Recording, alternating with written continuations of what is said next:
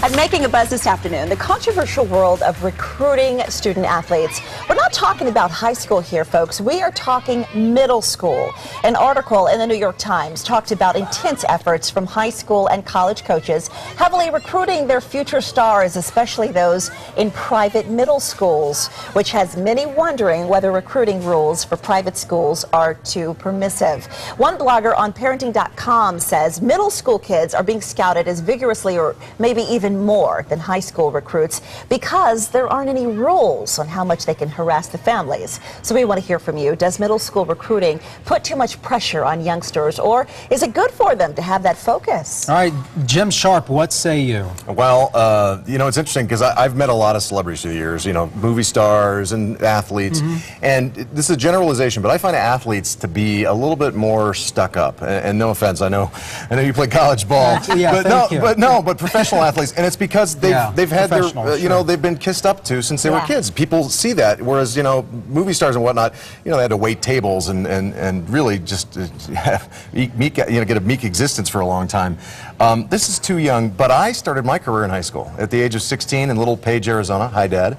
And, you know, it's what I chose to do for the rest of my life. So I suppose you can stumble across this at that age, but I wouldn't want them calling my kid. Yeah, it's a tough one. I am absolutely 100% for the recruiting of kids. In Texas, I was recruited in 9th grade.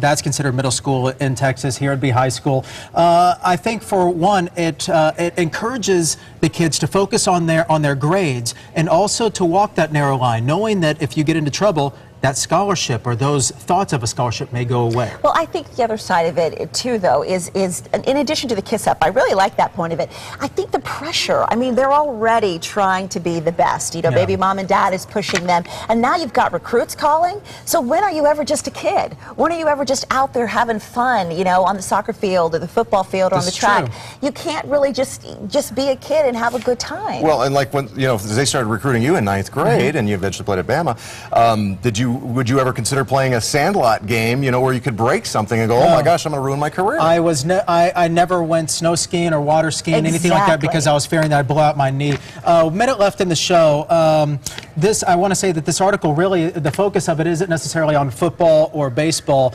Baseball, there's a lot of recruiting similar to that happens because they can skip college, but this is really focused on basketball. Do you think that there's an issue there that more crackdown needs to be happening with these recruiters? You know, I suppose, but in Canada, you know, if you want to play in the NHL, you leave your family at a very young age and you go live in your coach's town. Yep. You know, it's just, that's how it goes. And same thing with a lot of these gymnastic athletes. Yeah. You know, they leave home, so. Well, that's where the parents have to come in. Exactly. Say, stop calling me. You're not going to get my kid until later. Real quick, we had one quick comment. Yeah, I'll try and get this very quickly. Tara says, my kids were never recruited but have the drive and determination, and they chose where they wanted to go to school based on not only academics but sports programs as well. There's nothing wrong with someone opening a door for success. Yeah, a lot of people would agree with that, because a lot of kids, you know what, if it hadn't been for that recruiter, they wouldn't be professional, for sure. Thank you for joining us. Our next newscast at 4. And Jim, thank you. Great insight today. My pleasure. Jim Sharp, 550 KFY. Have a great night.